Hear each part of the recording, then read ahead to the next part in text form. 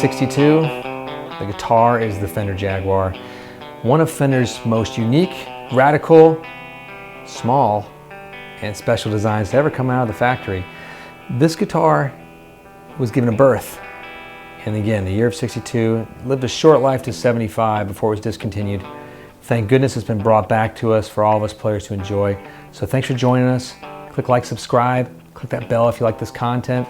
Let's dig into the Fender Jaguar a bit and why you need one.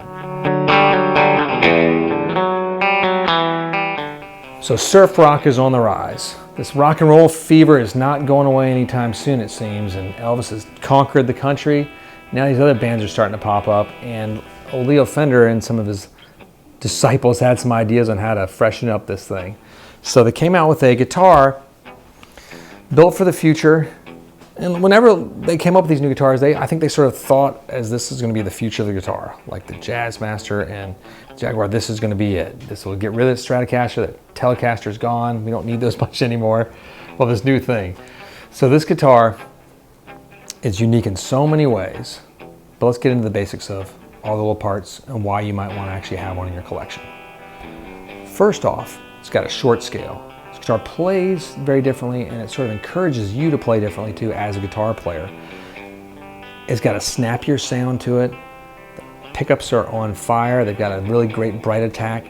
It really does a crystalline type of line when you're playing lead work. That's why surf music and musicians love this instrument.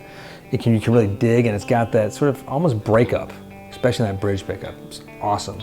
The neck's got that Strat Telly thing with a little hollow sound to it with a lot of aggression behind it. So it's really cool.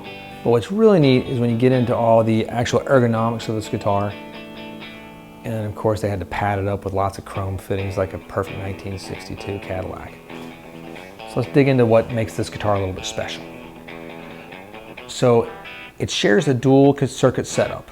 There's one circuit for lead and another circuit for rhythm. Now you're going to spend most of your time in the lead circuit, but each has their own volumes, tones, and then volumes and tones as well. So that's a big part of the Jaguar and the Jazzmaster type of library. Now, what's fun about this one allows for 2 preset tone and volume settings between which the guitars can rapidly switch. The Jaguar has a much more complex sort of wiring setup though than what the Jazzmaster does. So at first glance, it's really confusing when you start grabbing all these switches. It took me a minute when I first grabbed one as well. But it allows for some really cool on and off. The 3 switches, there's 2 dials and a lower bout. The first 2 are like the on and off. And then you get into some more complex thing. This little guy right down here, it's the strangle switch is what they call it. It does this, it creates a unique choke type of filter that really can push the guitar in different ways and create a whole new sonic landscape for your guitar playing.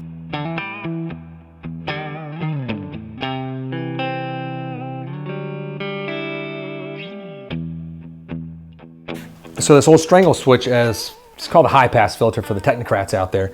It really does add a unique push to this guitar. It's fun to play with. It's fun to see how it can serve you in your tonal, and this thing handles pedals really well.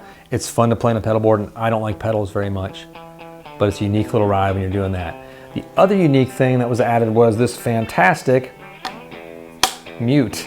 Now this was added not just for aesthetics, but for extended periods of palm muting and surf music. They added this in there for those guys that really needed that. And it's actually really a fun effect to have on your guitar. You'll use it more than you think. It's not something you use every day, but it really is fun. And then it's the tremolo system on this guitar is also, it's built similar to your Jazzmaster. I like the way it works. The bridges, they're complicated. This is the threaded saddle version. That's the vintage correct. A lot of folks are going to modify these out with different types that don't let the strings slip out of the grooves and joints as easily. That's one of the sort of fallbacks of the Jaguar and the Jazzmaster. But it's something that's easily remedied if you don't like it. Now, in the aesthetics of this guitar, it came in all sorts of fun shapes and colors. Not shapes, just colors, I'm sorry.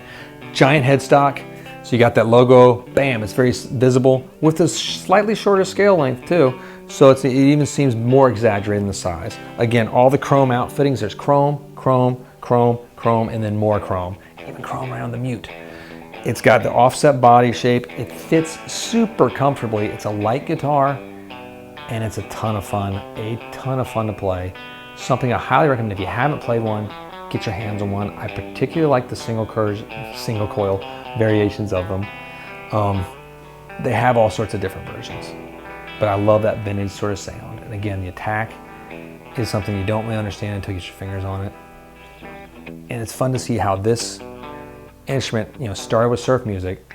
It disappeared, in the '75, but little bands like the Smiths sort of picked it up and said, hey, this is pretty neat. So if you like those jangly sort of sounds of what the Smiths do, that's your guitar. Johnny Marr has his own signature version, which is great too. It doesn't have this circuit, it has a different setup.